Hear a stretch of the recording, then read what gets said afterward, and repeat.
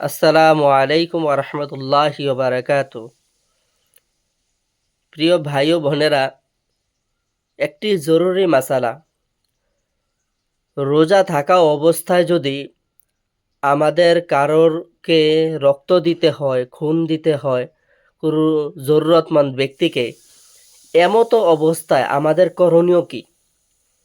প্রায় সময় একরকম হয়ে যায় যে আমরা তো রোজা রেখেছি কিন্তু ইমার্জেন্সি কোনো এক জায়গার মধ্যে আমাদের রক্ত দিতে হবে বা আমাদের আত্মীয়স্বজনের ক্ষুধা না খাস্তে এমন প্রয়োজন পড়ে গেল।